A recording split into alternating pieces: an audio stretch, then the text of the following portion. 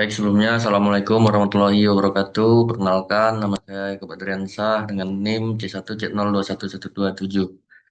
Sebelumnya terima kasih kepada Bapak Wirmi Eka Putra sebagai dosen pengampu pada mata kuliah akuntansi syariah ini.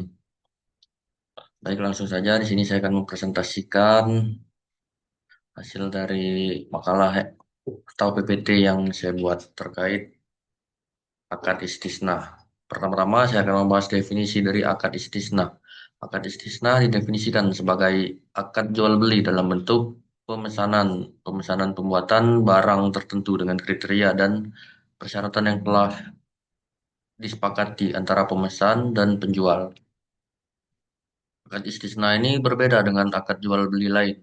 Meskipun istisna merupakan turunan dari akad jual beli, terdapat karakteristik fundamental yang membedakan secara signifikan dari akad salam atau pemesanan barang dengan pembayaran di muka dan murabahah jual beli dengan tambahan margin keuntungan yang disepakati. Istisna dengan salam.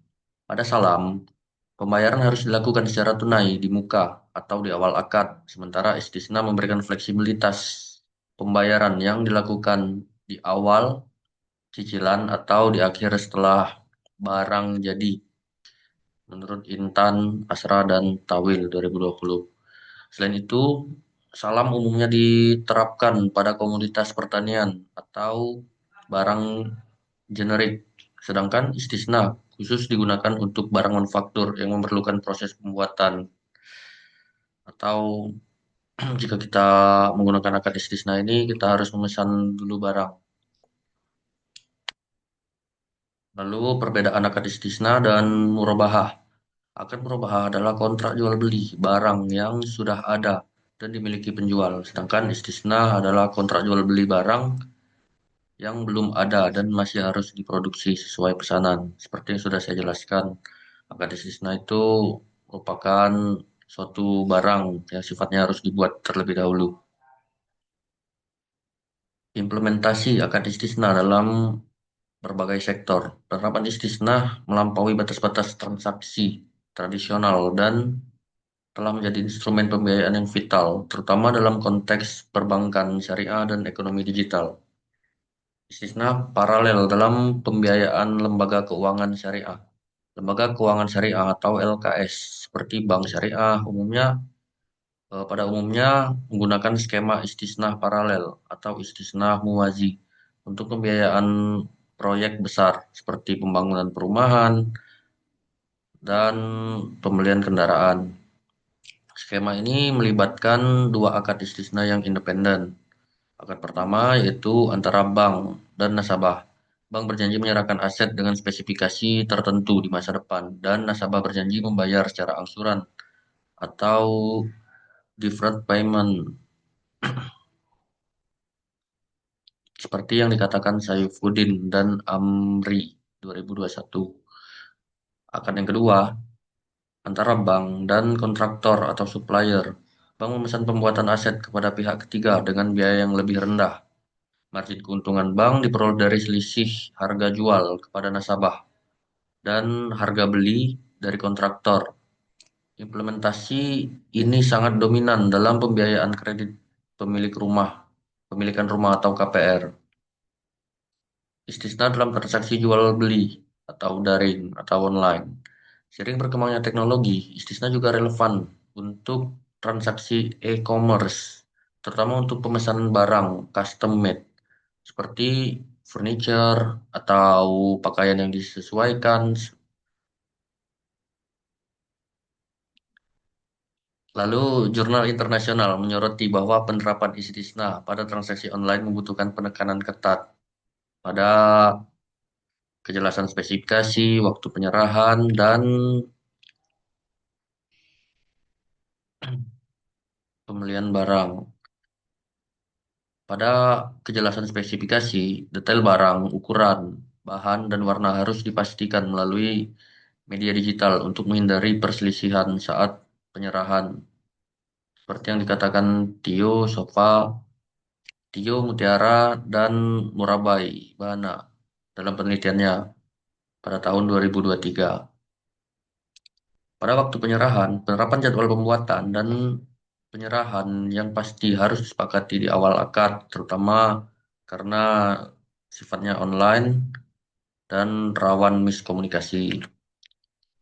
Pelakuan akuntansi akad istisna tertuang dalam PSAK nomor 104.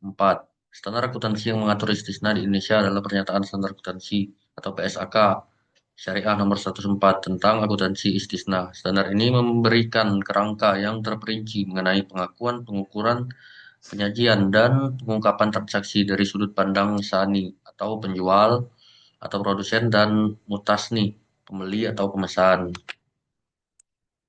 Akuntansi untuk penjual sani, penjual terutama bank syariah dalam istisna paralel bertanggung jawab mengakui pendapatan dan biaya. Melakukan pendapatan, pendapatan istisna diakui menggunakan metode presentasi. Presentasi menyelesaikan atau percentage atau percentage of completion. Jika kriteria tertentu terpenuhi, yaitu estimasi biaya tingkat penyelesaian dapat diukur secara andal. Jika tidak, metode akan selesai atau completed contract.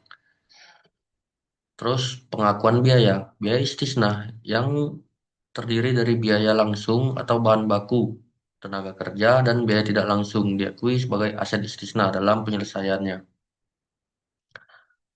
Perbedaan harga. Jika terjadi selisih antara harga jual ke nasabah dan biaya perolehan dari kontraktor, selisih-selisih tersebut diakui sebagai laba istisna dan dicatat dalam laporan laba rugi sesuai proporsional persentase penyelesaian.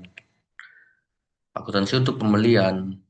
Pembeli mengakui aset istisna secara bertahap seiring dengan termin pembayaran yang telah dilakukan kepada Sani atau saat barang diterima.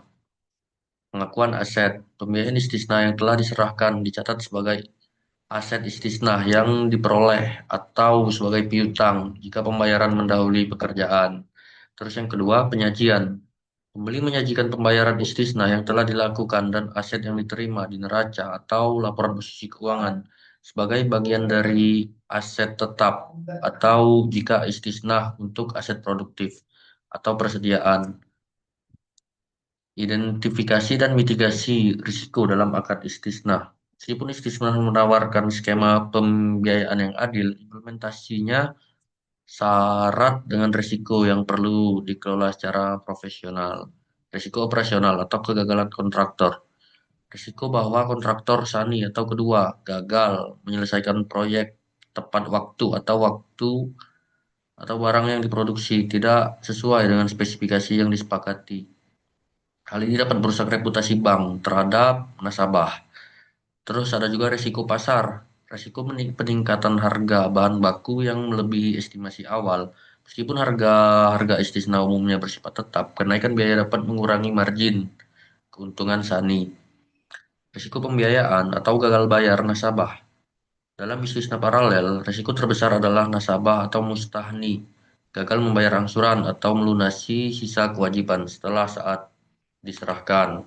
Strategi mitigasi risiko. Manajemen risiko yang efektif sangat penting untuk menjamin keberlangsungan akad. Strategi mitigasi yang direkomendasikan antara lain penguatan kontrak. Bank harus menetapkan klausal penalti yang ketat dan jaminan pelaksanaan atau performance bonds dalam akad dengan kontraktor untuk memastikan kepatuhan spesifikasi dan jadwal.